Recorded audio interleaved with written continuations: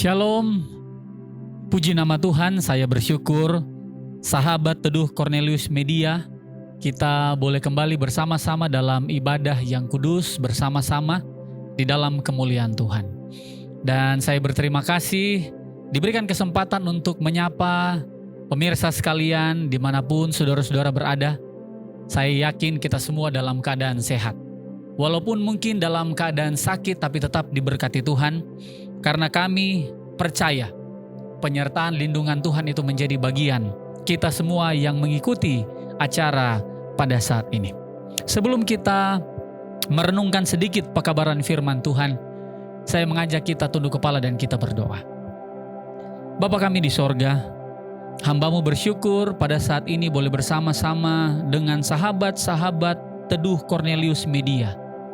Di dalam program ibadah ini, biarlah Engkau boleh mengangkat tangan-Mu untuk memberkati kami, agar perenungan firman Tuhan dalam Matius pasalnya yang ke-11 dapat menjadi berkat bagi kita semua. Khususnya hamba-Mu, sembunyikan di belakang salib-Mu Tuhan, agar hanya Engkau yang terlihat dan nama-Mu yang dipermuliakan.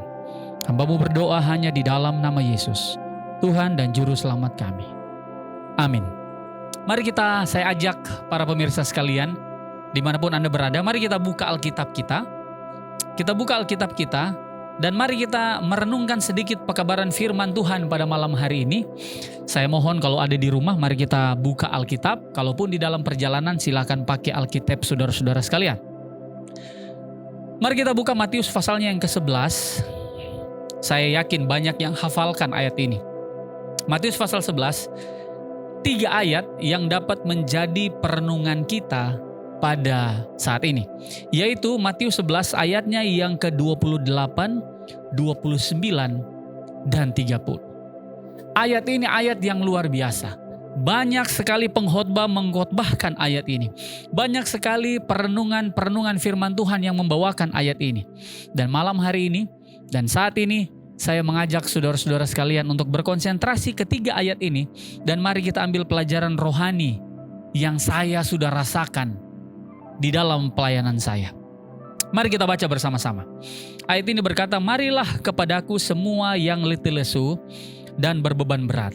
Aku akan memberikan kelegaan kepadamu. Pikulah kuk yang kupasang dan belajarlah padaku, karena aku lemah lembut dan rendah hati, dan jiwamu akan mendapat ketenangan. Sebab kuk yang kupasang itu enak dan bebanku pun ringan." Menarik ayat ini untuk saya dan saudara sekalian pada saat ini pelajari. Boleh menjadi perenungan dan meditasi pribadi kita bagaimana ketika kita ayat ini secara literal bilang kalau marilah kepadaku semua yang letih lesu dan beban berat, aku akan memberikan kelegaan kepadamu. Ayat ini ayat biasa. Ayat biasa. Karena saudara-saudara, mari kita baca sekali lagi ayatnya yang ke-28. Kita masuk lebih dalam ayat ini. Ayat ini berkata, "Marilah kepadaku semua yang letih lesu dan berbeban berat." Pertanyaan saya, apa menurut saudara-saudara sekalian, entah di rumah atau berkendara ataupun di mana saudara-saudara berada, apa artinya letih lesu dan berbeban berat? Oke, terima kasih. Mungkin ada yang jawab dalam hati ataupun ada yang jawab tapi saya tidak bisa dengar. Tetapi menarik bagi saya ketika dalam buku Matius pasal 11 ayat 28 menanggapi kata marilah kepadaku. Ini satu panggilan yang bagi saya panggilan ini hanya bisa direspon barang siapa yang memiliki dua kondisi. Apa kondisinya? Karena sini panggilannya adalah marilah kepadaku, dua kondisi. Marilah kepadaku semua yang letih lesu dan berbeban berat. Jadi panggilan ini ditujukan kepada saudara-saudara pada saat ini yang letih lesu dan berbeban berat. Kalau kita lebih dalam lagi melalui kata letih lesu dan beban berat, saya melihat kedua ayat ini, saudara-saudara, menjadi perenungan kita. Saya lihat ke ayat ini dan dalam kedua kata ini, letih lesu dan berbeban berat. Dan saya rasa letih lesu itu merujuk kepada fisik kita. Kalau beban berat itu merujuk kepada Beban berat merujuk kepada kita punya mental atau kita punya pikiran. Jadi dalam hal ini ketika ayat ini berkata, marilah kepadaku semua yang letih lesu dan beban berat, aku akan memberikan kelegaan kepadamu. Panggilan ini diberikan kepada barang siapa yang lelah fisik dan juga mental. Lelah menghadapi kehidupan ini, apalagi sekarang dalam masa corona, apalagi sekarang ada isu Omikron sementara menyebar. Walaupun gubernur katanya, saya hanya baca lewat media sosial, sudah menyatakan bahwa Omikron yang masuk di kota Manado telah digugurkan statusnya karena mereka berstatus negatif. Tetapi selalu meresahkan. Nah, meresahkan bahkan saya bayangkan ini letih lesu dan beban berat. Ini orang Manado bilang so ciri kong tertimpa tangga. Ini luar biasa di mana dia letih lesu dan beban berat, dia pakai dan bukan atau. Oke? Dia pakai marilah kepadaku semua yang letih lesu dan berbeban berat, bukan letih lesu atau berbeban berat. Artinya ini letih lesu dan beban berat, fisik dan mental kita capek menghadapi dunia ini, capek menghadapi situasi ini, capek menghadapi keadaan-keadaan yang kita tidak bisa overcome secara pribadi. Makanya Tuhan bilang, marilah kepadaku. Saya bayangkan saudara-saudara sekalian, saya punya beban sangat berat, mental saya juga tertekan, saya punya fisik lemah oleh kegiatan demi kegiatan, lalu saya ingin sekali dapat kelegaan. Saya pernah rasa ini ketika saya mengikuti Master Guide Reinforcement di Jawa, waktu itu Uni Barat yang buat. Kita 3 hari di hutan, atau saya pernah ikut pergerakan 1000 misionari. Saya cerita yang 1000 misionari. Kita masuk ke survival dan revival namanya. Kita 3 hari di dalam hutan untuk training fisik. Yang saya ingin ceritakan kenapa trainingnya itu agak keras untuk survival dan revival, karena kami mengerti ketika misionari berada di ladang pelayanan itu mereka harus jalan 1 hari itu sekitar 5-15 kilo. Jadi kami latih fisik mereka di 3 minggu pertama, dan puncaknya adalah survival dan revival. Di survival dan revival itu fisik sangat diuji. Tetapi yang mental sangat diuji adalah pemimpin kelompok. Nah, itu bagaimana menjaga stamina dari dia punya kelompok, bagaimana memperhatikan supaya kelompoknya tidak salah dan lain-lain. Sangat capek. Sesudah istirahat, kong minum air. Wah, waktu minum air itu, sesudah lari beberapa kilo, waktu minum air itu merasakan kelegaan yang luar biasa. Saya aplikasikan cerita ini dalam ayat ini, yaitu panggilan ini berkata, marilah kepadaku semua yang letih lesu dan beban berat. Kita punya beban, kita punya pergumulan, kita punya suasana hati dan keadaan yang tidak bisa kita kendalikan atau overcome. Lalu kita datang ke Yesus untuk mendapatkan, ayat ini bilang, kelegaan. Sampai ke Yesus, harapan terbesar adalah mendapatkan kelegaan. Sampai ayat 28 ini kita terima panggilan itu, kita datang sepanjang perjalanan sudah mau pergi kepada Yesus, kita ada dalam pikiran kita, saya akan dapat kelegaan. Tetapi ayat 29, waktu sampai kepada Yesus, ayat 29 bilang begini, pikulah kuk yang kupasang dan belajarlah kepadaku, karena aku lemah lembut dan rendah hati, dan jiwamu akan mendapat ketenangan. Mari kita masuk lebih dalam satu persatu melalui ayat 29 ini. Ayat 28 bilang, marilah kepadaku dengan situasi yang tidak nyaman, beban berat, letih lesu. Kita datang kepada Yesus berharap kita untuk mendapat kelegaan. Tetapi ayat 29, situasi yang ketika kita sampai kepada Yesus, situasinya adalah Yesus bilang, pikulah kuk yang kupasang. Saya bayangkan saudara-saudara, saya melayani 1 hari sangat capek, melayani satu hari sangat lelah, lalu banyak pergumulan-pergumulan dari anggota, lalu saya pulang ke rumah, Sampai di rumah berharap istri saya masak, siapkan air panas karena jam 10 mau mandi. Oh, pokoknya dalam hayalan, memang luar biasa. Ini sampai di rumah dapat kelegaan karena makanan ada, apa semua. Tiba-tiba saudara-saudara, sampai di rumah mainan anak-anak di ruang tamu, orang Nado bilang tahambur. Sampai di meja makan saya melihat tutup saji yang luar biasa bagusnya menjadi kelegaan. Waktu buka semua kosong. Sampai di dapur Pelia semua piring kotor. Bagaimana perasaan kita? Ketika kita ingin mendapat kelegaan, datang kepada Yesus dengan panggilan yang luar biasa. Tetapi ketika datang kepada Yesus, sampai kepada Yesus, Yesus bilang, bos, napakuk pikul. Apa hubungannya kelegaan dengan kuk yang saya dapat? Apa hubungannya? Saya sudah berbeban berat, mental fisik saya lemah. Tapi ternyata sampai kepada Yesus, saya dapat suruh pikul lagi. Sampai di sini saya tidak mengerti ayat ini. Kenapa ingin ke Yesus dapat kelegaan, tetapi tiba di Yesus dapat pikul kuk? Tapi ada embel-embelnya. Embel-embelnya adalah, pikullah kuk yang kupasang dan belajarlah kepadaku, karena aku lemah lembut dan rendah hati, dan jiwamu akan mendapat ketenangan.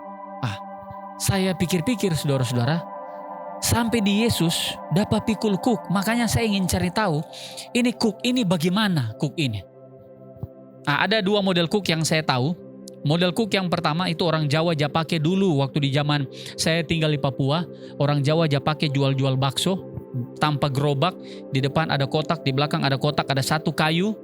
Lalu pakai tali ke bawah untuk menahan kotak itu lalu diangkat. Yang saya tahu itu kuk.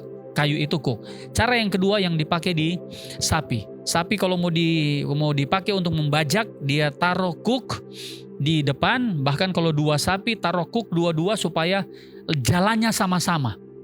Jalannya sama-sama. Ketika saya pelajari apakah kuk yang di dalam Matius pasal 11 ini, paling dekat ilustrasinya dengan kita di Manado, dengan kita di Indonesia adalah kuk yang kedua, yaitu dipasang di sapi. Kenapa? Ada jawabannya di ayat 30. Saya bingung dengan ayat 29. Kenapa saya letih lesu dan beban berat menerima panggilan itu sampai kepada Yesus, tapi Yesus memberikan saya pikulan. Ayat 30 jawabannya.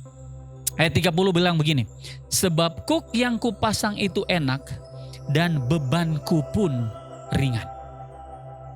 Saya baca sekali lagi saudara-saudara. Sebab kuk yang kupasang itu enak dan bebanku pun ringan. Pertanyaan saya, siapa yang rasa enak di sini? Agak kurang jelas karena di sini bilang sebab kuk yang kupasang itu enak. Agak kurang jelas siapa yang rasa enak di sini. Tetapi sesudah kata dan sangat jelas bahwa di sini siapa punya beban yang ringan ketika memikul kuk. Waktu orang letih lesu dan berbeban berat, orang datang kepada Yesus karena menerima panggilan ingin mendapat kelegaan. Sampai kepada Yesus kita dapat suruh pikul kuk. Beban itu ditambah. Tapi Yesus bilang begini, sebab kuk yang kupasang itu enak dan bebanku pun ringan. Waktu saya baca ini saya lebih bingung. Loh, saya yang letih lesu, saya yang berbeban berat, saya yang pikul kuk. Kenapa Yesus bilang dan bebanku pun ringan? Bebanku ini bukan saya punya beban, tetapi Yesus punya beban yang ringan. Saya pikir-pikir, kenapa saya yang letih lesu, saya yang pikul kuk, kok bebannya Yesus yang ringan? Lalu saya ingat, satu kali saya ke Toraja, saudara-saudara. Saya ke Toraja, lalu saya lihat Tedong lagi garap sawah. Waktu lagi garap sawah, saya perhatikan Tedong itu, saya perhatikan kerbau itu. Mereka berdua, waktu membajak sawah mereka pakai dua kerbau. Di sawah yang sebelah pakai satu kerbau. Lalu saya lihat perbandingan, sama besar, struktur tanahnya sama karena baku sebelah, jumlah airnya sama karena baku sebelah, sumbernya yang sama. Lalu yang paling cepat dan tidak kelihatan lelah ini kerbau ketika pakai dua kerbau. Ketika saya lihat ilustrasi ini, baru saya mengerti ayat ini. Ternyata ketika Yesus bilang, sebab kuk yang kupasang itu enak dan bebanku pun ringan. Artinya Yesus juga mengangkat beban atau kuk itu bersama-sama dengan kita. Saya kasih ilustrasi saudara-saudara sekalian. Ketika saya letih lesu dan berbeban berat, saya datang kepada Yesus dengan segala pergumulan, dengan segala beban yang ada. Mungkin anak saya sakit, mungkin suami saya sakit, mungkin sudah tidak ada uang, mungkin bangkrut dalam perusahaan, mungkin putus cinta, sampai di rumah dapat marah dari orang tua, ataupun saya hamil di luar nikah. Beban dan tanggung jawab itu tidak pernah kembali. Sangat susah. Datang ke Yesus ingin mendapat kelegaan. Saudara-saudara, panggilan ini adalah panggilan yang luar biasa. Kenapa saya bilang panggilan ini panggilan yang luar biasa? Ketika saya berbeban berat, ketika saya punya masalah sebagai orang tua, anak saya buat masalah di sekolah, anak saya buat masalah di pergaulan, saya bangkrut. Sampai di rumah saya tidak tahu harus buat apa, tiba-tiba datang istri saya bilang anak kita hamil. Rasa-rasa saya mau tempeleng anak saya. Contoh, pekerjaan saya dikeluarkan karena pandemi. Tuhan bilang, mari kepadaku, aku akan berikan kelegaan. Kelegaan apa yang Tuhan karuniakan bagi kita? Yaitu kuk. Kenapa? Karena melalui peristiwa ini, ketika artinya waktu kuk itu dipasang kepada kerbau, harus ada yang dituntaskan. Sesudah pekerjaan mereka menggarap sawah, kuk itu akan dibuka, lalu kerbau itu beristirahat. Artinya ketika Yesus memasangkan kuk di atas leher kita atau bahu kita, maka di sebelah kita, ayat 30 bilang, dan bebanku pun ringan, karena di sebelah kita yang juga memikul kuk itu bersama-sama dengan kita adalah Yesus sendiri. Artinya ketika kuk itu dipasang, Yesus berkata, bos, harus ada yang kita lalui di depan. Harus ada yang kita lalui di depan. Walaupun jalan ini berat, tantangan ini berat, cobaan ini berat, menghadapi dunia ini sangat berat, rasa mau menangis, bahkan rasa mau bunuh diri. Tapi Yesus bilang, dia taruh kuk, Yesus di sebelah, dia, orang nado bilang, dia kelet orang, dia sapu-sapu di belakang, dia bilang, bos, beban ini ringan, jalan. Waktu jalan ada orang lempar deng batu, pung, Alkitab bilang balas deng kapas. Waktu jalan ada yang tempeleng pipi kiri, Alkitab bilang kasih pipi kanan. Tidak sanggup saudara-saudara. Tetapi Yesus bilang, bos, belajar pak kita, aku ini lemah lembut dan rendah hati. Dan itu yang Yesus inginkan bagi kita. Ketika kita ingin mendapatkan kelegaan, kelegaan itu akan didapatkan ketika saya menghadapi semua pencobaan, rintangan, segala sesuatu. Di sebelah saya, bersama-sama dengan kuk saya adalah Yesus Kristus. Ketika berjalan saudara-saudara, dimaki-maki orang, saya pernah ada dalam posisi ini. Ketika saya jadi pendeta, saya pulang kembali ke Papua, saya ke Biak. Kalau saya ketemu dengan teman-teman SMP, mereka tertawakan. Hah, anak ini jadi pendeta? Aduh, dia yang ajar orang jahat, dia yang kurang ajar, sekarang dia mau nasihat-nasihat orang. Tidak masuk akal. Saya hanya senyum, saya bilang, Tuhan tolong maafkan saya. Untuk menghadapi satu environment, untuk menghadapi satu komunitas, dan kita ingin keluar dari komunitas itu mungkin berat. Tetapi Yesus mengajarkan kita pada saat ini, mari pikul itu kuk. Karena kuk yang Yesus pasang, artinya Yesus bersama-sama dengan kita. Ketika kita menghadapi semua itu, ada pukulan, ada ancaman, ada cemoohan, ada batu yang dilempar, ada sakit hati yang diutarakan, ada banyak hal yang kita harus jalani. Tapi Yesus bilang, belajarlah padaku karena aku tuh lemah lembut dan rendah hati, dan jiwamu akan mendapat ketenangan. Waktu orang lempar deng batu, orang balas deng kapas. Satu pelajaran selesai. Sesudah balas deng kapas, orang tampeleng di pipi kiri, Yesus bilang, kasih pipi kanan. Waktu orang caci maki, Yesus bilang, senyum saja bos. Waktu menghadapi malunya kita menghadapi kenyataan, banyak orang cemoohkan, Yesus bilang, belajar pak kita pernah tergantung di atas kayu salib. Saya tahu pemirsa di rumah banyak beban, banyak tanggung jawab. apalagi sudah mau akhir tahun. Saya dengar cerita ada satu tante minggu lalu dia masuk rumah sakit, saudara-saudara. Kenapa dia masuk rumah sakit? Kenapa dia masuk rumah sakit? Karena dia saya dengar ceritanya, dia masuk rumah sakit karena dia belum bikin cookies Natal, saudara-saudara. Belum ada bahan bikin cookies Natal. Belum ada bahan untuk beli baju baru. Belum ada sesuatu untuk dibuat menjelang tahun baru ini. Anak minta ini, istri minta ini, lalu ada beban tanggung jawab di sekolah atau dimanapun. Banyak sekali beban dalam kehidupan kita. Menghadapi tahun baru orang Manado, biar kalah nasi, yang penting jangan kalah aksi. Banyak sekali pergumulan, banyak sekali yang harus dilalui. Yesus bilang, marilah kepadaku semua yang letih lesu dan beban berat. Aku akan memberikan kelegaan kepadamu. Di sini dia pakai kata akan memberikan kelegaan. Bagaimana cara dapatkan kelegaan? Yang saya explain, yang saya jelaskan tadi. Pikulah kuk. Kenapa harus pikul kuk? Karena yang di sebelah kita, sama-sama dengan kita, adalah Yesus. Ketika kita menghadapi pencobaan waktu pikul kuk, Yesus bilang, bebanku pun ringan. Kenapa? Karena orang jalan pikul ini kuk sama-sama. Ketika pikul ini kuk sama-sama, artinya kita akan menghadapi semua beban kehidupan itu bersama-sama dengan Yesus. Oleh karena itu, dimanapun saudara berada pada saat ini, saya undang 1-2 menit ke depan. Kita berhenti sejenak. Kalau kita berkendara, kalau kita ada di mana, saya mohon untuk cari tempat sunyi sejenak. Ataupun kalau saudara merasakan beban yang tidak bisa lagi untuk ditanggung dalam kehidupan, putus asa, mari kita cari tempat sunyi. Ketika mendengarkan video ini, ketika melihat rekaman ini, ketika melihat siaran langsung ini, saya ingin kita mencari tempat sunyi. Kita tutup mata. Lalu kita katakan, Yesus, berikanlah kuk yang akan kau pasang.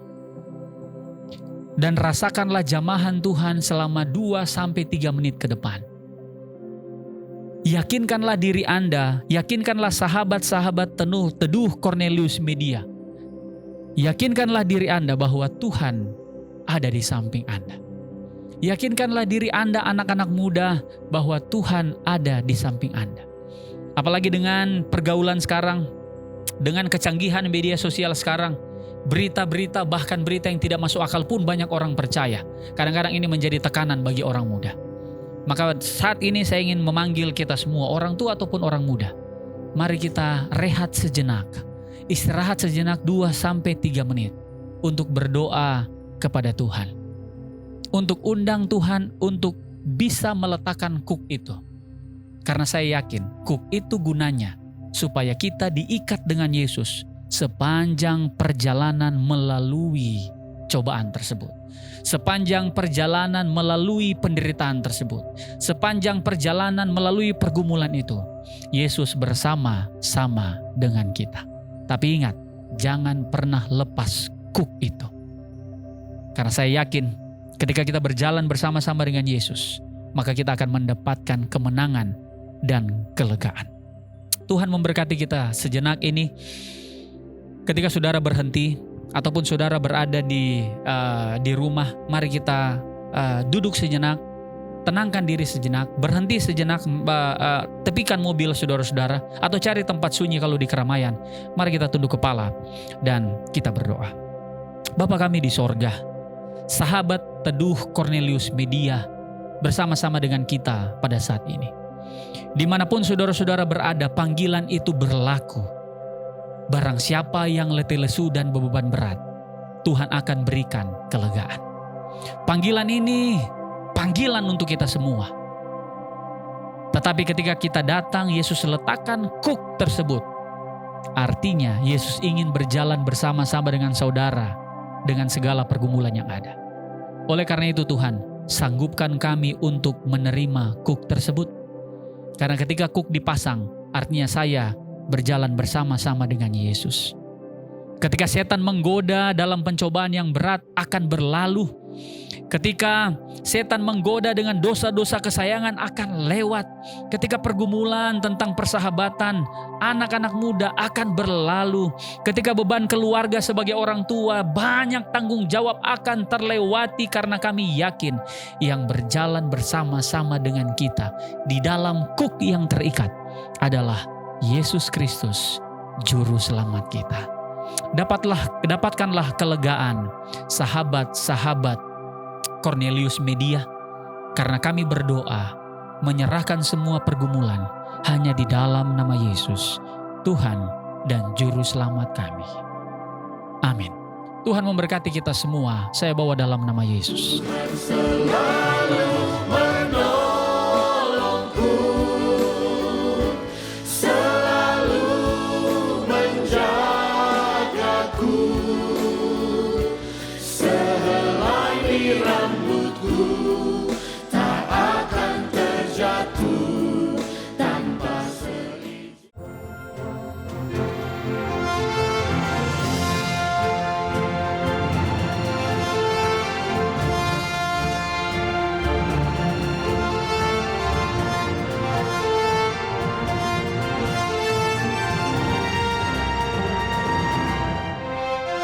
Saksikan selalu program diskusi Sekolah Sahabat Best setiap Jumat pukul 19 waktu Indonesia Tengah di YouTube channel Cornelius Media, Bridge to the Truth.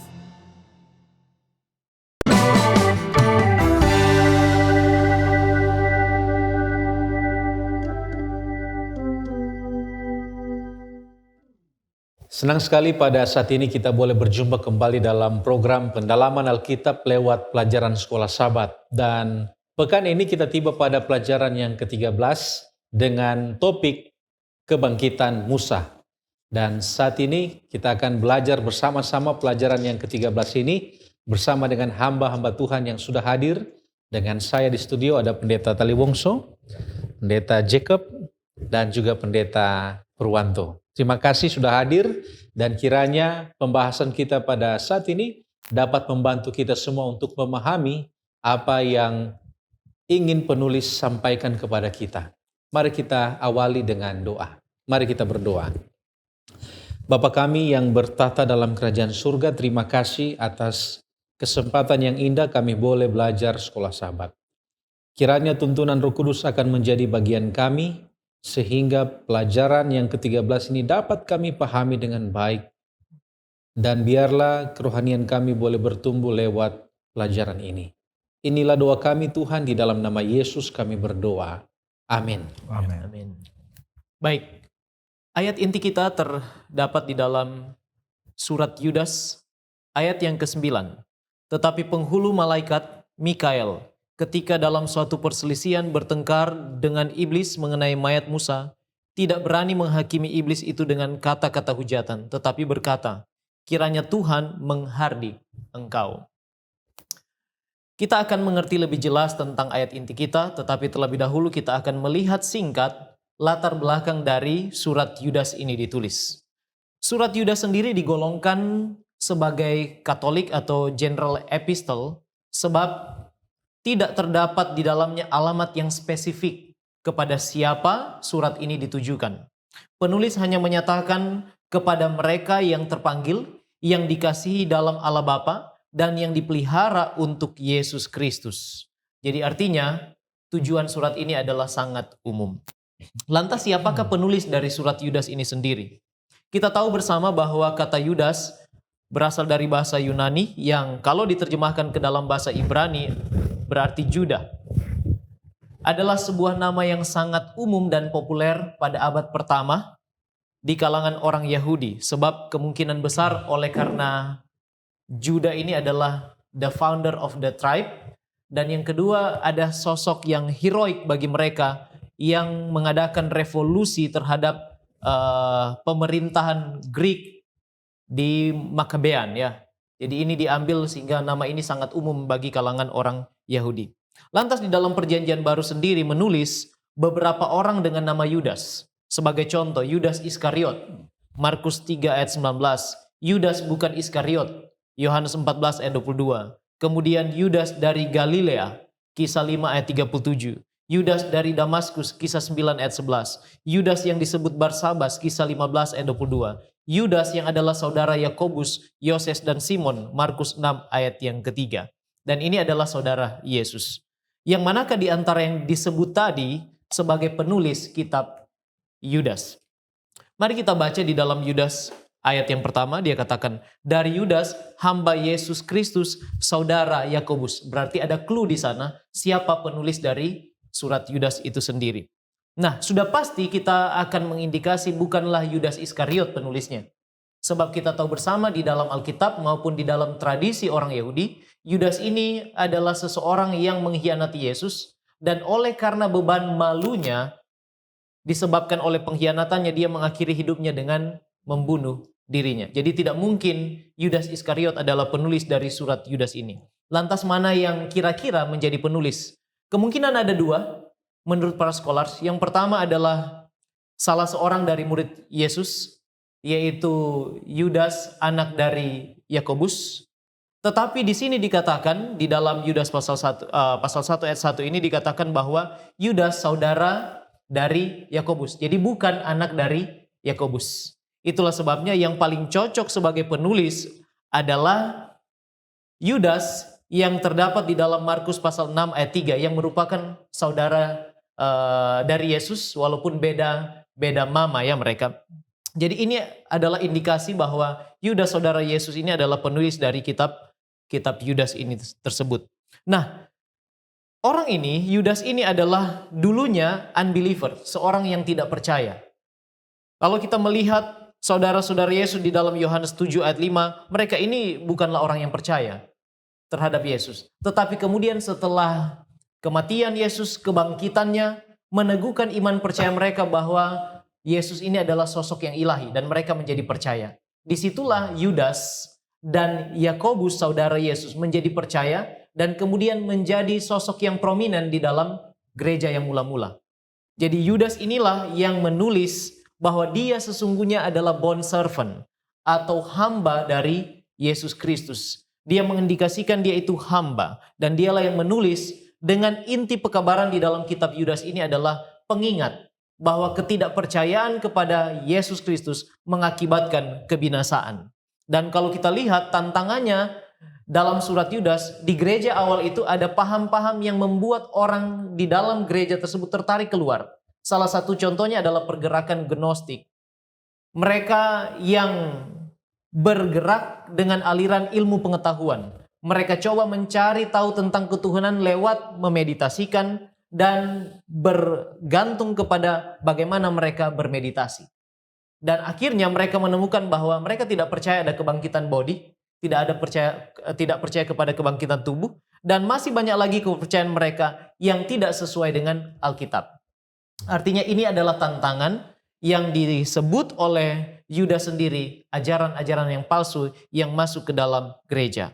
Jadi ini kira-kira latar belakang dari kitab Yudas itu sendiri. Baik, terima kasih Pendeta Widodo. Dan ada hal yang menarik yaitu kalau kita baca ayat inti yang dipilih oleh pembicara yaitu tokoh yang diangkat di sini yaitu Mikael. Lalu kemudian disebut dia adalah penghulu malaikat. Nah, ini terjadi diskusi di dunia kekristenan. Tetapi minimal pada saat ini saya ingin membagikan posisi dari gereja Masehi Advent hari ke-7 tentang siapa penghulu malaikat. Apa pengertian kita tentang penghulu malaikat dan siapa Mikael itu. Nah, di dalam The Seventh Day Adventist Bible Commentary, volume yang ke-7, Archangel atau kita terjemahkan ke dalam bahasa Indonesia penghulu malaikat, Archangelos dalam bahasa Greka. Nah, kita tahu bahwa malaikat itu adalah makhluk yang diciptakan, sementara Kristus itu adalah pencipta mereka. Itu terdapat di dalam Kolose 1 ayat 16 sampai 17. Lalu kemudian Kristus itu dia tidak separuh Allah atau Allah nomor 2, tetapi dia itu adalah Allah seutuhnya, ya. The very essence of God. Dia itu adalah Allah yang benar-benar adalah Allah.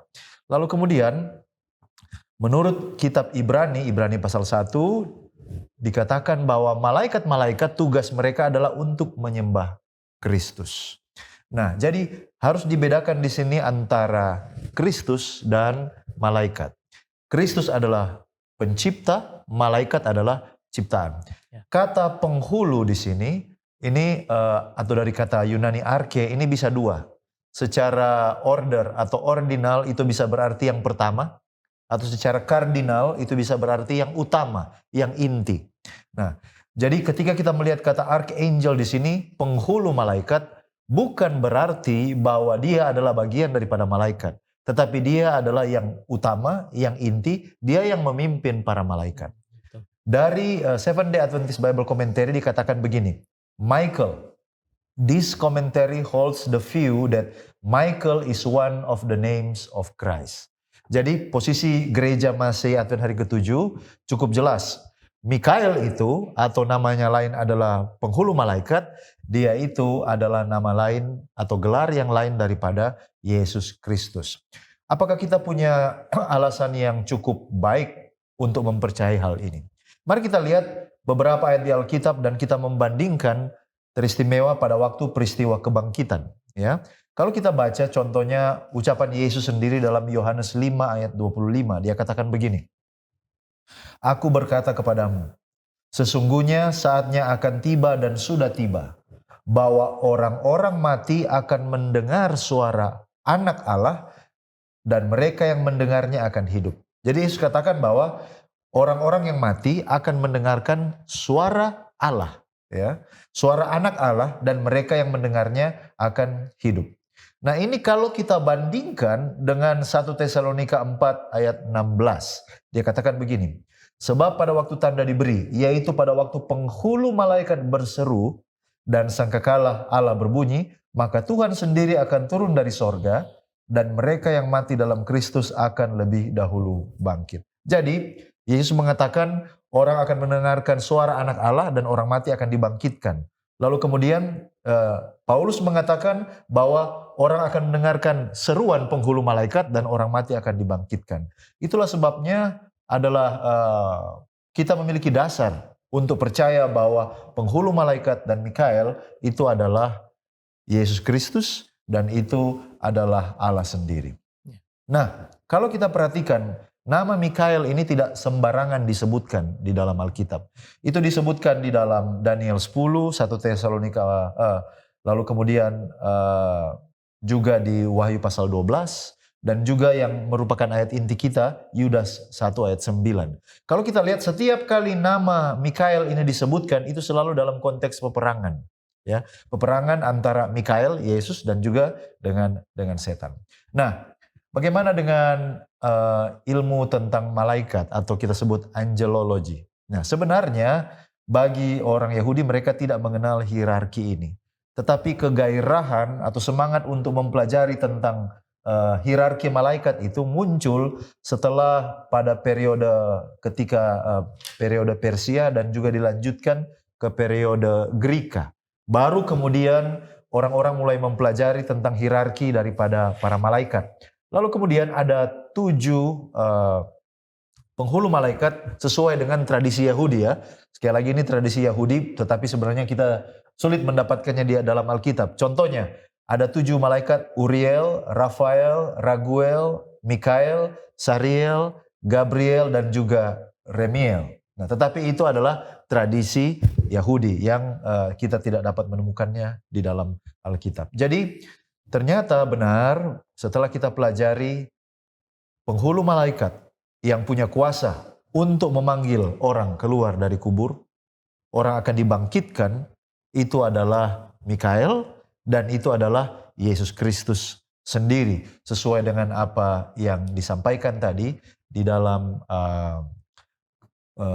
statement dari Bible Commentary. Saya pikir itu yang pertama harus mendasari kita ketika kita mempelajari hal ini. Lalu yang berikut, kalau kita lihat ayat inti ini ternyata terjadi sebuah perselisihan ya. Terjadi perselisihan antara Mikael, penghulu malaikat dan juga iblis. Nah, yang menjadi pertanyaan, dari mana kira-kira Yudas memperoleh informasi ini? Ya, dari mana Yudas memperoleh informasi ini? Apakah ini adalah sebuah penglihatan yang dia lihat ataukah dia mengutip dari tulisan-tulisan terdahulu? Nah, kembali lagi dari Seventh Day Adventist Bible Commentary, para sarjana Alkitab gereja kita percaya bahwa Yudas mengutip ini dari tulisan-tulisan yang disebut dengan The Assumption of Moses. Ya, ini adalah tulisan di periode intertestamental antara buku terakhir Perjanjian Lama dan buku pertama Perjanjian Baru. Ya, dan hal ini dikuatkan dengan pendapat dari bapak-bapak gereja seperti Clement dari Alexandria, Origen, Didymus. Mereka semua setuju bahwa ketika Yudas mengatakan apa yang dia sebutkan di ayat 9, maka dia sebenarnya mengutip dari sebuah buku yang disebut atau kitab yang disebut The Assumption of Moses. Jadi walaupun gereja kita tidak percaya kitab-kitab intertestamental ini bagian daripada kanon kitab suci, sebagaimana juga gereja Protestan yang lain, tetapi kita bisa melihat tulisan-tulisan ini sebagai mungkin kekayaan, melihat ini sebagai sebuah kekayaan literatur, atau juga bisa menjadi sebuah pembelajaran dalam hal sejarah, bukan sebagai kitab yang diinspirasikan. Nah, kalau kita bertanya apakah ada komunikasi antara malaikat jahat, ya, setan bersama dengan malaikat-malaikatnya dengan makhluk-makhluk surgawi, Alkitab mencatat memang terjadi komunikasi dalam beberapa kesempatan. Yang pertama kalau kita lihat itu ada di kitab Ayub tentu saja. Ya, kalau kita baca kitab Ayub pasal 1 ayat 7 sampai 9, maka Tuhan bertanya kepada iblis, "Dari mana engkau?" Lalu jawab iblis, "Dari perjalanan mengelilingi menjelajahi bumi." Lalu Tuhan bertanya lagi kepada iblis, "Apakah engkau memperhatikan hambaku Ayub?" Lalu jawab iblis kepada Tuhan, "Kalau engkau tidak memberkati dia dengan tidak mendapat apa-apa, apakah Ayub akan takut akan Allah?" Lalu kemudian ceritanya kita tahu bagaimana Tuhan mengizinkan Ayub untuk dicobai. Nah, contoh yang kedua ada di kitab Sakaria pasal 3 ayatnya yang kedua. Kalau kita baca di sana tentang imam besar Yosua, ya. Nah, di sana dikatakan, "Lalu berkatalah malaikat Tuhan kepada iblis itu, Tuhan kiranya menghardik engkau, hai iblis.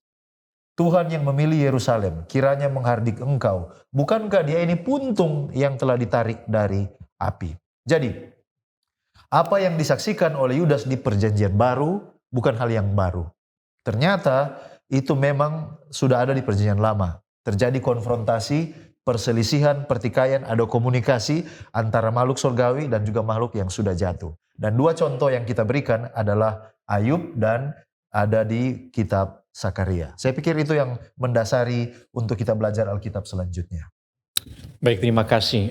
Di dalam ayat tema kita, di sana juga disinggung tentang terjadi suatu perselisihan antara Mikael dan iblis di dalam memperebutkan mayat Musa. Dan kita memiliki satu pertanyaan penting di sini, kenapa sampai mayat Musa begitu penting sehingga diperselisihkan di antara Mikael dan iblis. Nah, sebelum kita masuk di situ, kita harus mengerti dulu bahwa ketika Musa mati pada saat itu setan senang, ya. Dan itu ditulis di dalam early writing halaman 240 bahwa setan itu dia bersorak-sorai ketika Musa ini melakukan kesalahan dan akhirnya harus menanggung akibatnya yaitu kematian. Dan tidak saja itu, tetapi setan juga mengatakan kepada malaikat-malaikat pada saat itu bahwa apa yang dia lakukan, keberhasilan dia atas Musa itu akan menjadikan dia berhasil satu saat nanti ketika dia bertemu dengan Yesus pada saat Yesus menjelma sebagai manusia. Nah, sebenarnya Tuhan bisa saja mengizinkan Musa untuk masuk ke tanah Kanaan dan bahkan juga bisa mengangkat Musa hidup-hidup tanpa mengalami kematian. Tetapi kenapa Tuhan tidak melakukan ini? Ya, selain sebentar kita akan dapatkan alasan kenapa sampai Musa harus dihukum, tetapi di sisi lain kita mendapat satu pengertian bahwa kenapa sampai Musa harus mengalami kematian saat itu agar supaya setan tidak lebih jauh mempertanyakan tentang keadilan Allah. Oleh karena itu Musa diizinkan untuk mengalami kematian. Nah, ketika Musa mati, maka kita datang pada problem di sini. Tubuhnya itu diperdebatkan, diperselisihkan antara Mikael dan iblis. Kita harus mengerti konteks atau situasi kehidupan manusia dalam sejarah sampai pada titik itu bahwa tidak ada informasi yang mengatakan bahwa ada seorang pun yang sudah dibangkitkan dalam kematian. Ya, jadi belum ada kasus maut dikalahkan sampai saat itu. Semua orang yang telah mati belum pernah ada yang bangkit, ya. Dan semua yang telah mati dalam kubur itu diklaim setan sebagai tawanan yang tidak pernah akan lepas dari penjara kubur. Dan kasus Musa ini adalah kasus yang pertama kali ketika Kristus memberikan hidup kepada orang yang sudah mati. Ya, dan di situ dikatakan bahwa Kristus sendiri yang turun. Mikael yang adalah Kristus, dia sendiri yang turun membangkitkan mayat yang belum menjadi busuk, ya. Dan kalau kita baca sejarah para nabi halaman 80, malaikat jahat ini dia memperdebatkan, ya. Mereka mengatakan bahwa Yesus telah menyerang wilayah yang dinyatakan sebagai hak milik dari iblis. Apa artinya itu? Ini adalah argumen setan, bahwa setan mengklaim semua yang sudah mati adalah miliknya. Tuhan tidak berkuasa lagi atas mereka yang sudah mati. Dan di sini setan mengatakan bahwa Musa itu sudah melanggar. Musa itu sudah mati. Dan dosa yang dibuat oleh Musa itu sama seperti yang dibuat oleh setan, sehingga dia harus diusir dari surga. Oleh karena itu tidak layak apabila Musa ini dibangkitkan dan dibawa ke surga. Tetapi kita tahu bahwa di dalam sejarah para nabi mengatakan bahwa Tuhan memiliki catatan-catatan khusus tentang kehidupan dan pelayanan Yesus. Dan lebih penting daripada itu, walaupun saat itu Yesus belum disalibkan, tetapi rencana keselamatan lewat korban-korban yang telah diberikan itu menyatakan dengan jelas bahwa Musa ini telah ditebus oleh Yesus. Dan sekarang kita lihat hal yang kedua adalah kenapa sampai pada saat Mikael berselisih dengan iblis, dikatakan di dalam ayat tema kita bahwa dia tidak berani menghakimi iblis itu dengan kata-kata hujatan, tetapi berkata kiranya Tuhan menghardik engkau, ya. Kenapa harus Tuhan? Kenapa dia tidak bisa? Nah, kita harus lihat konteks. Ada dua konteks yang ingin saya angkat. Yang pertama, konteks dari buku Yudas itu sendiri, yaitu yang pertama bahwa Yudas sementara memberikan pelajaran tentang orang Kristen yang tidak boleh memberikan tuduhan, menghakimi sesuatu yang belum diketahui dengan benar, atau memberikan hujatan, ya, tetapi serahkan semuanya itu kepada Tuhan. Dan di dalam konteks cerita kematian Musa ini, di dalam sejarah para nabi halaman 80, di sana dikatakan bahwa Kristus tidak mau membiarkan dirinya terlibat dalam perbantahan dengan setan, ya. Kalau kita baca, Roh Nubuat selanjutnya mengatakan sebenarnya Kristus bisa. Ada 4 hal yang Kristus dapat angkat pada saat itu. Yang pertama bahwa setan ini adalah seorang penipu dari surga. Yang kedua, dia ini adalah pendusta di Taman Eden. Yang ketiga, dia yang membuat orang Israel bersungut-sungut. Yang keempat, dia yang membuat Musa juga itu apa? Jatuh di dalam dosa. Tetapi dia tidak melakukan itu. Kristus tidak melakukan itu, tetapi justru dia menyerahkan perkara itu kepada Bapa. Baik, terima kasih pendeta. Di sini kita memiliki satu kelanjutan dari kisah tentang Musa yang telah mati, tadi sudah dibahas. Tetapi pertanyaannya adalah apakah yang menyebabkan sampai Musa tidak diizinkan untuk masuk ke dalam tanah Kanaan? Apa yang menjadi dosanya sehingga dia tidak bisa masuk ke dalam tanah Kanaan? Mari kita baca di dalam Bilangan 20 ayat 12 dan 13. Bilangan 20 ayat 12 dan 13 berkata sebagai berikut. Tetapi Tuhan berfirman kepada Musa dan Harun, karena kamu tidak percaya kepadaku dan tidak menghormati kekudusanku di depan mata orang Israel, itulah sebabnya kamu tidak akan membawa jemaah ini masuk ke negeri yang akan kuberikan kepada mereka. Dan ayat 13 berbicara di dalam peristiwa apakah itu? Ayat 13 mengatakan, itulah mata air Meriba, tempat orang Israel bertengkar dengan Tuhan, dan ia menunjukkan kekudusannya di antara mereka. Jadi di sini pada peristiwa ketika bangsa Israel bersungut untuk meminta air agar mereka boleh minum, Tuhan memberikan perintah kepada Musa, dan perintah itu jelas dicatat di dalam buku Bilangan 20 ayat 8, yaitu mereka atau Musa berbicara kepada batu karang. Di mana batu karang ini adalah lambang atau melambangkan Yesus Kristus. Itu dicatat dalam 1 Korintus 10 ayat 4. Tetapi apa yang terjadi di sini, yang diminta oleh Tuhan adalah untuk berbicara, tetapi gunung batu itu dipukul. Ya. Bahkan bukan satu kali, tetapi dipukul lagi untuk kedua kalinya. Itu dicatat dipukul satu kali di dalam Keluaran 17 ayat 6, lalu kemudian dia melakukannya untuk kedua kalinya, itu dicatat dalam Ibrani 9 ayat 28 dan 1 Petrus 3 ayat 18, di mana di sini kita melihat bahwa kalau batu karang itu melambangkan Yesus Kristus diremukan satu kali, dia mati sekali untuk keselamatan kita. Tetapi yang Musa lakukan adalah memukulnya dua kali, dan ini tidak memberikan gambaran yang tepat tentang rencana keselamatan yang akan dilakukan oleh Yesus Kristus ketika nanti dia akan datang ke dunia ini. Apakah ini yang menjadi dosa dan pelanggaran dari Musa sehingga baik Musa maupun Harun tidak dapat masuk ke tanah Kanaan? Pelajaran sekolah sahabat kita mengatakan bahwa, saya kutip, mereka mencoba untuk menggantikan Tuhan.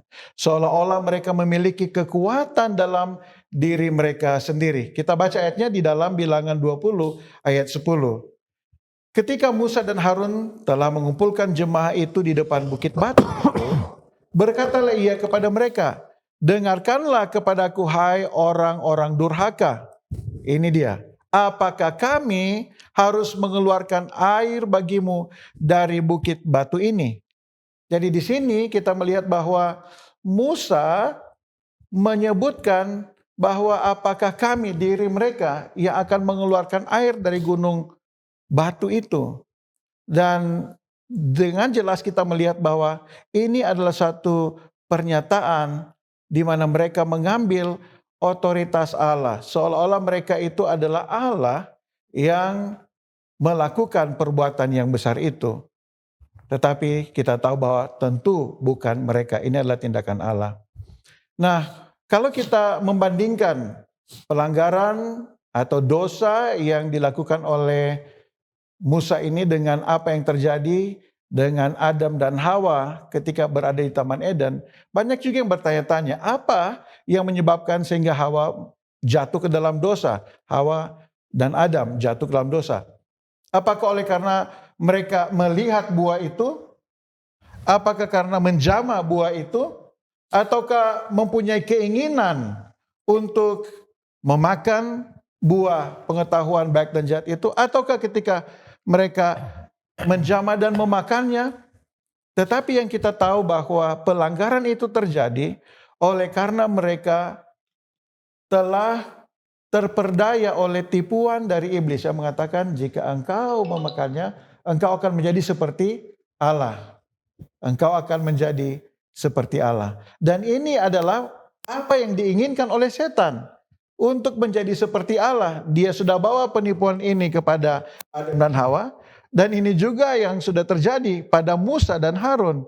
Mereka mengambil hak Allah, seolah-olah mereka itu adalah Allah yang melakukan tindakan mujizat tersebut.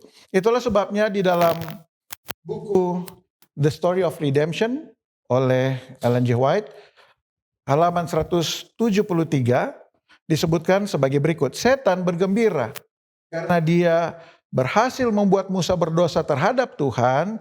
Karena pelanggaran ini, Musa berada di bawah kekuasaan maut. Jika dia terus setia dan hidupnya tidak dinodai oleh suatu pelanggaran itu, karena gagal, jadi pelanggaran itu apa? Karena gagal memberikan kemuliaan kepada Allah di dalam peristiwa ketika mereka melakukan perintah Tuhan untuk mengeluarkan air dari dalam batu tersebut. Itulah sebabnya kita boleh mendapatkan satu gambaran di sini bahwa dosa yang dibuat oleh Musa adalah merupakan satu paket dari mengambil otoritas yang seharusnya adalah milik Tuhan. Lalu kemudian apa? Yang berikutnya adalah tidak mengikuti petunjuk yang diinstruksikan oleh Tuhan. Hmm. Dan yang ketiga adalah melakukan sesuatu yang tidak dinyatakan oleh Tuhan. Dan biarlah kita juga boleh mengambil pelajaran di sini bahwa kita harus mematuhi perintah Tuhan di dalam kehidupan kita. Dengan demikian kita boleh mendapatkan jaminan keselamatan kita dan kita boleh masuk di dalam tanah Kanaan surgawi yang Tuhan sudah siapkan kepada kita. Baik, terima kasih pendeta. Dengan jelas bahwa dosa Musa telah dinyatakan, akibatnya juga sudah ditanggung oleh Musa dengan kematian dan Tuhan tidak mengizinkan dia untuk memasuki tanah yang dijanjikan oleh Allah. Maka pertanyaan yang muncul adalah, kenapa tidak ada pengampunan? Sepertinya tidak ada pengampunan bagi Musa. Apakah Tuhan tidak memperhitungkan segala upaya Musa di dalam melakukan apa yang ditugaskan oleh Allah itu sendiri memimpin bangsa itu? Nah, kita memang harus yakin dan percaya bahwa Allah itu adalah Allah yang maha kasih, Allah yang panjang sabar, dia itu penyayang, besar rahmatnya bagi manusia. Sehingga tidak mungkin dosa tidak diampuni kalau orang itu datang mengaku kepada Tuhan. Namun faktanya, Musa tetap menanggung akibat dari apa yang dia lakukan. Kita harus membenarkan bahwa dosa itu tetap membawa akibat di dalam perjalanan iman kita. Namun, fakta bahwa Musa pada waktu Yesus dimuliakan di atas bukit hadir, dan dia artinya sudah dibangkitkan dan diangkat ke sorga bersama-sama dengan Allah, maka itu menyatakan bahwa kasih karunia Allah telah dinyatakan terhadap kehidupan Musa. Di dalamnya saya percaya ada pengampunan. Sebab tidak mungkin orang yang hidup di sorga belum diampuni. Ya. Kalau kita bandingkan dengan mereka yang ditebus, dimeteraikan di dalam Wahyu pasal yang ke-7, Wahyu 7 ayat yang ke-13 dan yang ke-14, maka pengampunan itu bukan karena jasa-jasa mereka, bukan karena Musa telah melakukan banyak hal yang berguna untuk memimpin bangsa itu. Tetapi Wahyu pasal 7 ayat yang ke-13 mengatakan, dan seorang dari antara tua-tua itu berkata kepadaku, siapakah mereka yang memakai jubah putih itu dan dari manakah mereka datang? Maka kataku kepadanya, Tuanku, Tuhan mengetahuinya. Lalu ia berkata kepadaku, mereka ini adalah orang-orang yang keluar dari kesusahan yang besar dan mereka telah mencuci jubah mereka dan membuatnya putih di dalam darah anak domba. Sekali lagi, Musa telah ditebus, diampuni bukan karena segala apa yang dilakukan, tetapi karena jasa dari Kristus itu sendiri. Nah, menariknya, setiap perbuatan yang dilakukan Musa itu tetap diperhitungkan oleh Allah. Alfa Omega jilid 2 halaman 81 mengatakan bahwa belum pernah sampai kepada saat dinyatakannya dalam pengorbanan Kristus, keadilan dan kasih Allah lebih jelas dinyatakan selain dalam perlakuannya terhadap Musa. Menarik karena pena inspirasi mengatakan bahwa Allah memperhitungkan, menghargai segala yang dilakukan oleh Musa. Tuhan memang melarang Musa untuk memasuki tanah Kanaan, untuk memberikan satu pelajaran yang tidak boleh dilupakan, bahwa ia menuntut penurutan yang saksama dan bahwa manusia harus sangat berhati-hati. Jangan mengambil bagi dirinya sendiri kemuliaan yang hanya menjadi milik Khalik pencipta mereka. Ia tidak dapat melupakan, ia tidak dapat mengabulkan doa Musa agar bisa mengambil bahagian dalam warisan Israel. Tetapi ia tidak melupakan atau meninggalkan hambanya. Allah yang di surga itu mengerti akan penderitaan yang telah ditanggung oleh Musa. Ia mencatat setiap tindakan pelayanan yang setia selama bertahun-tahun lama dari ujian dalam pertentangan itu. Dan di atas puncak Pisgah, Allah memanggil Musa kepada suatu warisan yang jauh lebih mulia daripada sekedar Kanaan duniawi. Ya. Jadi sudah jelas Musa dalam fakta dia ada di sorga telah dibangkitkan. Dia telah ditebus, dimeteraikan menjadi milik kepunyaan Allah dan dia diampuni. Yang kemudian segala sesuatu yang dia lakukan itu tetap dicatat sebagai pelayanan kasih kepada Allah. Ini menjadi pelajaran berharga bagi kita sekalian. Ya, terima kasih. Ada pertanyaan mungkin yang muncul dari hukuman yang dialami oleh Musa. Kalau kita lihat, kita memandang sepertinya begitu tidak setimpalnya hukuman yang diterima oleh Musa, ya, dibandingkan dengan pelanggarannya. Ya. Walaupun tadi pendeta Jacob sudah jelaskan bahwa ada simbol di sana tentang batu itu yang melambangkan Mesias ya. Yesus Kristus yang hanya mati untuk once and for all. Sekali untuk menebus dosa dan cukup untuk menebus dosa semua orang, hanya satu kali dia meninggal. Tapi mungkin ini tetap meninggalkan sebuah pertanyaan di benak para pembaca Alkitab dan mereka yang mempelajari pelajaran sekolah Sabat. Bagaimana implikasi ini dengan saya yang melayani pekerjaan Tuhan? Ya, saya sebagai seorang pelayan, puluhan tahun saya menuntun bangsa ini melewati berbagai macam tantangan, mengorbankan perasaan saya, waktu, energi. Pada akhirnya oleh karena sebuah kesalahan, saya tidak bisa. Ya, terima kasih Pendeta Widodo tadi sudah menyampaikan bahwa ternyata hukuman Musa ini bukan antara hidup kekal dan binasa. Tidak, tetapi ini adalah gratifikasi yang ditunda, ya. Artinya dia tidak memperoleh Kanaan duniawi, tetapi kepada dia diberikan jaminan Kanaan sorgawi. Itu terdapat di dalam juga Ibrani 11 ayat 16. Tetapi sekarang mereka merindukan tanah air yang lebih baik, yaitu satu tanah air sorgawi. Sebab itu Allah tidak malu disebut Allah mereka, karena ia telah mempersiapkan sebuah kota bagi mereka. Nah, walaupun kita melihat ini sepertinya adalah sebuah pelanggaran yang kelihatannya remeh ya. Tetapi kita akan lihat contoh di dalam Alkitab. Kita akan belajar tentang juga satu kisah yang banyak sekali diambil, yaitu tentang Usa. Nah, pelajaran yang kita bisa ambil bahwa walaupun Allah itu adalah Allah yang maha pengasih, Allah yang maha pengampun, tetapi ada satu prinsip di dalam Alkitab yang harus kita ingat, yaitu Galatia 6 ayat 7 yang mengatakan, jangan sesat, Allah tidak membiarkan dirinya dipermainkan. Karena apa yang ditabur orang itu juga yang akan dituainya. Untuk setiap pelanggaran pasti akan ada akibatnya, ada konsekuensinya, ada hukumannya. Mungkin itu akan ditunda, tetapi setiap pelanggaran pasti ada akibatnya. Nah, saya mau baca sebuah kutipan dari buku Patriarch and Prophets halaman 419. Bagaimana Mrs. Ellen White mengomentari kesalahan daripada Musa ini. Dia katakan begini. Tetapi mereka yang dia maksud di sini adalah Musa dan Harun. Tetapi mereka tidak dituntut dengan dosa yang disengaja. Jadi dia melihat bahwa ini bukan dosa yang disengaja. Ya.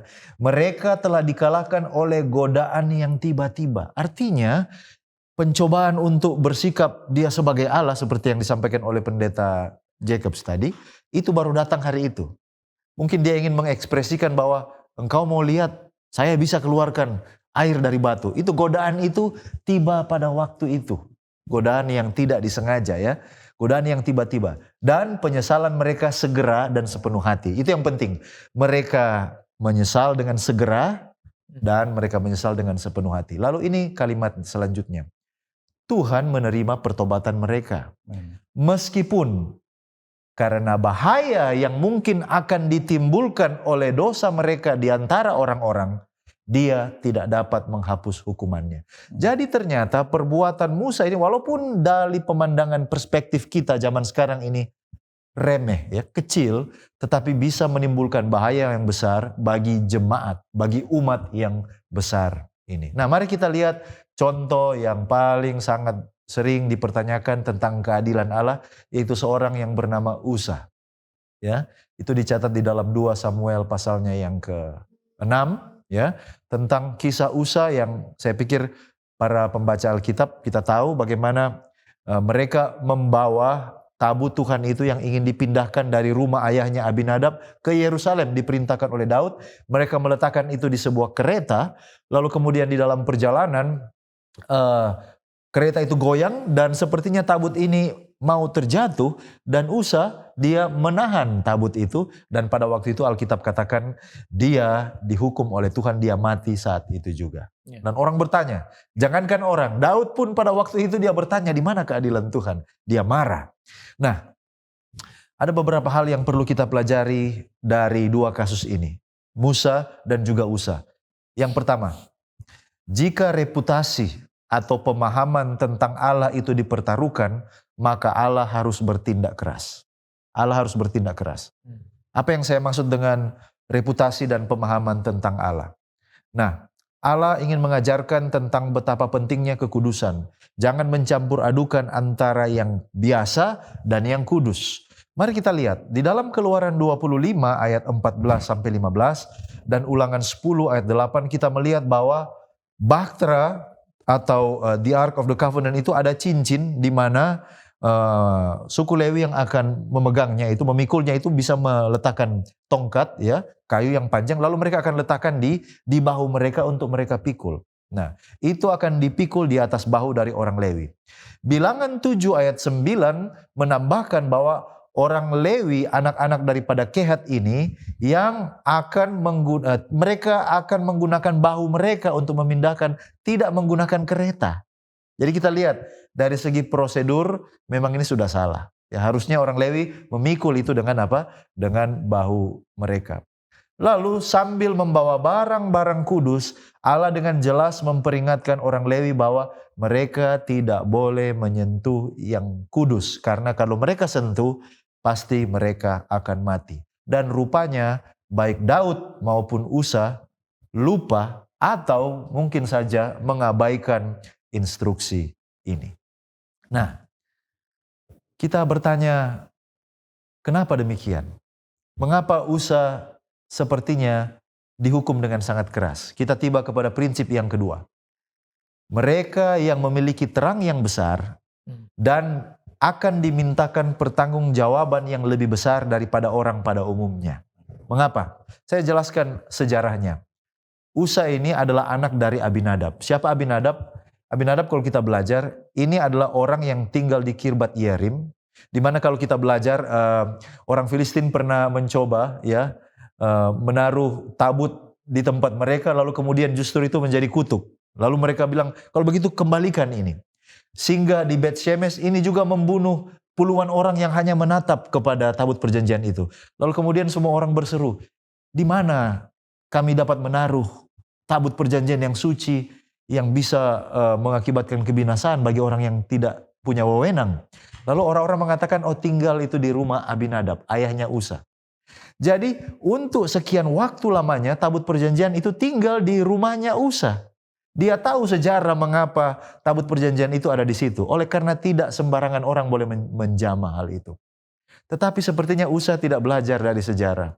Dia tidak berpikir bahwa kalau tabut itu bisa menyelamatkan dirinya sendiri, dia kembali, hanya ditaruh di atas kereta, dia jalan sendiri kembali kepada orang Israel, adalah sebuah penghinaan kalau dia berpikir dia akan menahan tabut itu dengan bantuannya sendiri, dengan berpikir bahwa Tuhan tidak dapat menyelamatkan dirinya sendiri.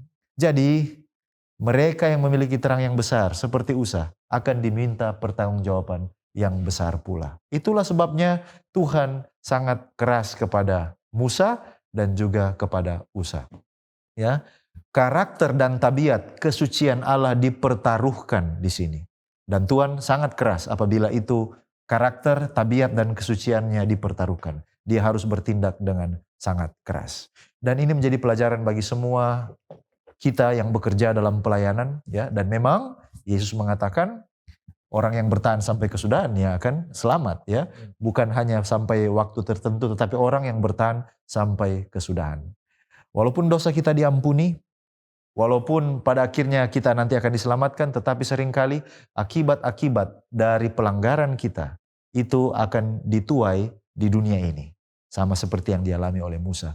Jadi itulah implikasi bagi kita yang melayani di dalam pekerjaan Tuhan. Saya pikir itu pertanyaan yang baik sekali untuk kita angkat sehubungan dengan bagaimana kita melihat hukuman kepada Musa dalam kasus ini.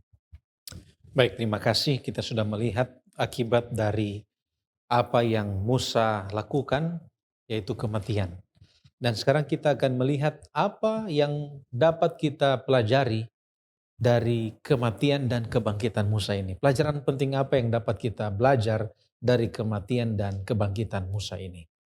Nah, ketika Yesus datang di dunia ini pada saat inkarnasi, ada sebuah cerita yang dituliskan oleh Matius, Markus, dan Lukas, yaitu cerita tentang Yesus dimuliakan di atas gunung. Ya. Nah, saat itu ada dua orang yang muncul, yaitu yang pertama adalah Elia dan Musa. Nah, kenapa sampai mereka ini muncul? Roh Nubuat mengatakan bahwa kedua-duanya ini adalah simbol atau lambang dari mereka yang akan diselamatkan. Elia ini adalah lambang dari mereka yang diselamatkan tanpa mengalami kematian. Dan bagaimana dengan Musa? Musa di sini memiliki 2 poin penting. Yang pertama, Musa ini melambangkan Yesus itu sendiri. Musa pernah mengatakan di dalam Ulangan pasal 18 ayat 15 bahwa seorang nabi dari tengah-tengahmu, dia dari antara saudara-saudaramu sama seperti aku akan dibangkitkan bagimu oleh Tuhan Allahmu, dialah yang harus kamu dengarkan. Jadi sudah ada indikasi di sana ya bahwa Musa ini adalah lambang dari Yesus itu sendiri yang mati kemudian dibangkitkan. Dan yang kedua, di dalam early writing halaman 250, di sana dikatakan Musa ketika itu hadir, dia adalah wakil dari mereka yang akan dibangkitkan dari antara orang mati pada kedatangan Yesus yang kedua kali. Oleh karena itu sangat penting cerita kematian dan kebangkitan Musa ini. Musa adalah harapan orang-orang Kristen. Ya, bahwa mereka yang telah mati dalam Kristus akan bangkit pada kedatangan Yesus yang kedua kali dan kuasa kematian tidak akan berkuasa atas mereka. Kristus membuktikan bahwa ada pengharapan setelah kematian. Setan tidak dapat menahan Yesus atas kuasa kematian untuk mengumpulkan anak-anaknya pada saat dia datang yang kedua kali. Dan di sini kita lihat ketika Mikael itu dia turun, dia membangkitkan dulu Musa, lalu Musa itu dibawa ke surga. Dan peristiwa inilah yang akan terjadi pada saat Yesus datang kedua kali. Kita akan dibangkitkan terlebih dahulu dan akan diangkat ke dalam kerajaan surga. Selanjutnya atau melanjutkan apa yang disampaikan oleh Pendeta Felix adalah kita sudah melihat bahwa kehidupan Musa itu boleh menjadi satu teladan bagi kita. Dan walaupun dia mengalami kematian, ada kebangkitan di dalam Tuhan kita Yesus Kristus. Saya mau memberikan panggilan kepada kita semua bahwa yang penting dalam hidup ini adalah bagaimana kita menjalani kehidupan kita ketika kita masih hidup. Karena kalau ketika kematian datang, kita tidak dapat lagi membuat keputusan. Itulah sebabnya penting bagi kita, tatkala kita masih diberikan kesempatan oleh Tuhan untuk selalu hidup selaras dengan kehendak-Nya.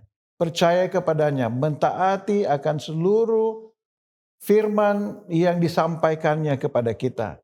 Hidup seturut dengan kehendak Yesus dan hidup di dalam Yesus. Saya mau mengambil kesimpulan di dalam pelajaran Sekolah Sabat hari Kamis, satu statement yang sangat menguatkan, disebutkan di sini sebagai berikut. Dengan demikian kita dapat menemukan di dalam Musa sebuah contoh keselamatan oleh iman.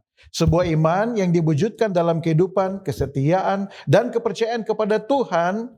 Bahkan ketika Musa mengalami masa-masa sulit, dia terjatuh, dia goyah di dalam perjalanan imannya. Kasih karunia Tuhan tetap menjadi bagiannya. Tuhan menolong dia, dan Tuhan bukan hanya membiarkan dia mati di padang belantara, tetapi Tuhan membangkitkan dia dan membawa masuk dia ke dalam kerajaan surga. Di seluruh kitab Ulangan, kita dapat melihat Musa berusaha memanggil umat Allah untuk kesetiaan yang sama. Tanggapan yang sama terhadap anugerah yang diberikan kepada mereka seperti yang telah Tuhan berikan kepada kita yang hidup di akhir zaman. Kita adalah seperti bangsa Israel yang hidup di tapal batas tanah perjanjian, tanah Kanaan, dan kita sudah hidup di perbatasan untuk memasuki tanah Kanaan surgawi. Biarlah kita tetap setia kepada Tuhan.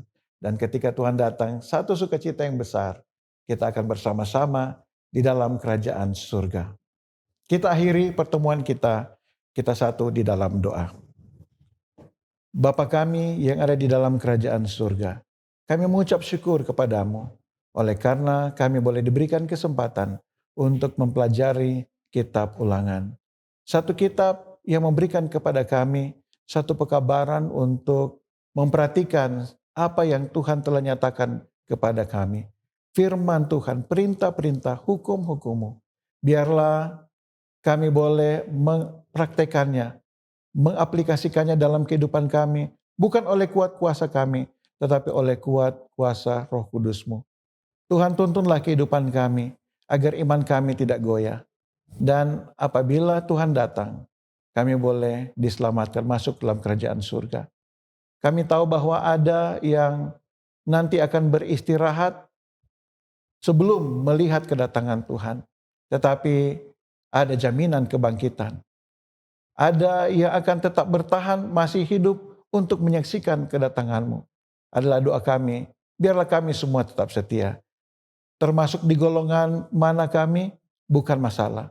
Tetapi biarlah kami menjadi umat yang setia, masuk ke dalam kerajaan yang Tuhan sudah siapkan, tanah Kanaan surgawi. Berkatilah kami semua pada saat ini dan kehidupan kami. Kiranya kami semua akan menjadi umat-umat-Mu yang boleh menghidupkan satu kehidupan Kristus dalam kehidupan kami. Terima kasih Engkau mendengar doa kami. Terima kasih Engkau bersama-sama dengan kami sepanjang triwulan ini dan sepanjang tahun 2021. Ya. Adalah doa kami di dalam nama Yesus, Juru Selamat kami. Amin. Amin.